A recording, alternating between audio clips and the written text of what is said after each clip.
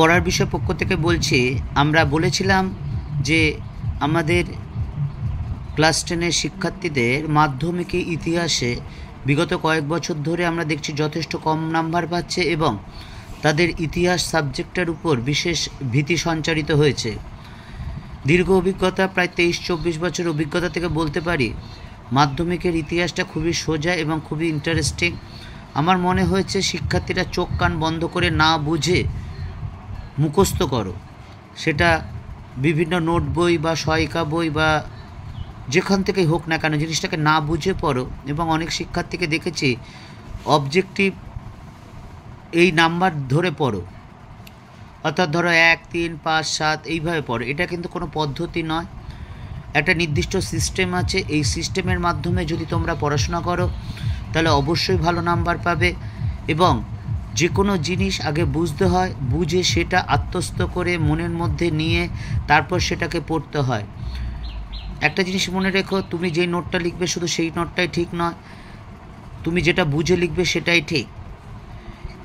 যাই হোক, আমরা আজকে 4র্থ অধ্যায়ের যে সংঘবদ্ধতা গড়ার কথা, সেই চ্যাপ্টারের আমরা অবজেক্টিভ নিয়ে আলোচনা করব। এটা 2017 থেকে 2024 সালে মাধ্যমিকে অবজেক্টিভে এসেছিল। তোমরা দেখতে পাচ্ছ এই সাবজেক্ট চ্যাপ্টারটায় 3টে এমসিকিউ থাকবে। দেখো একেবারে উপরে বাঁ দিকে আছে 1 into 3, অর্থাৎ 3টে এমসিকিউ থাকবে। আর এসএ কিউ যেটা 16 নাম্বার থাকবে সেটা 3টে থাকবে, অর্থাৎ টোটাল 6 নাম্বার থাকবে। আর 2 নম্বরের 2টো থাকবে। আমরা 2 নম্বর 2টো নিয়ে এখন আলোচনাও করব না। যাই হোক, তোমরা দেখো যেমন প্রথমের প্রশ্নটা 1857 সালে মহাবিদ্রোহের সময় ভারতের গভর্নর জেনারেল ছিলেন লর্ড ক্যানিং। এটা বুঝতেই পারছো 2017 সালে এসছে। তারপর দেখো 1857 সালের মহাবিদ্রোহকে ভারতের প্রথম স্বাধীনতার যুদ্ধ বলেছেন বিনায়ক দামোদর সাভারকর। তোমরা এগুলো কিন্তু নোট ডাউন করে নেবে একটা খাতায়। আগে আমরা 3টে চ্যাপ্টার হয়ে গেছে। আমরা 2017 থেকে 2024 সাল পর্যন্ত যে অবজেক্টিভগুলো এসেছে মাধ্যমিকে বা পর্ষদ থেকে 2017 থেকে 2023 সাল পর্যন্ত এসছে, সেগুলো নিয়ে আমরা আলোচনা করেছি বা উত্তর দেওয়া আছে। তোমরা এইগুলো খাতায় একটা নোট ডাউন করে তোমরা যদি নিয়মিতভাবে প্র্যাকটিস করো, এখন থেকেই প্র্যাকটিস করো, তাহলে কিন্তু পরীক্ষায় যে 12ই ফেব্রুয়ারি 2025 সালে তোমাদের মাধ্যমিক পরীক্ষা হবে, সেই মাধ্যমিকের পরীক্ষায় তোমরা অবশ্যই ইতিহাসে একটা ভালো নাম্বার পাবে। অভিজ্ঞতা দেখছি বা দীর্ঘ জীবনের শিক্ষকতা থেকে দেখেছি মাধ্যমিকে ইতিহাসে 80 পাওয়া খুব একটা সমস্যার ব্যাপার নয়। আমরা যেইভাবে গাইড করছি তোমরা যদি একটু দেখো তাহলে আশা করি অবশ্যই মাধ্যমিকে কিন্তু তোমরা ইতিহাসে খুব ভালো মার্কস পাবে।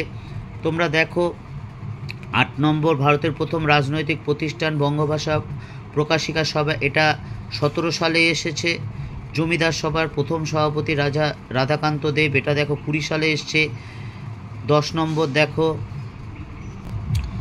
আবার বলছি খাতায় লিখে নোট ডাউন করে নেবে, নোট ডাউন করে মুখস্থ করবে। একটা পরিষ্কার খাতায় অবজেক্টিভের জন্য একটা খাতা করবে, অর্থাৎ 1 আর 2 নম্বরের জন্য একটা খাতা করবে। দেখো লাস্টে যে 16 নম্বরের কোশ্চেনটা আছে, 1867 সালে হিন্দু মেলার প্রতিষ্ঠাতা হলেন নবগোপাল মিত্র। এটা 2017 এবং 19 সালে এসছে, দেখতেই পাচ্ছ তোমরা নিচে লেখা আছে। তোমরা এর মাধ্যমে যদি কোনো সাহায্য পাও বা উপকার হয় তাহলে অবশ্যই চ্যানেলটা দেখো এবং চ্যানেলটা সাবস্ক্রাইব করো এবং বন্ধুদেরও দেখতে বলো।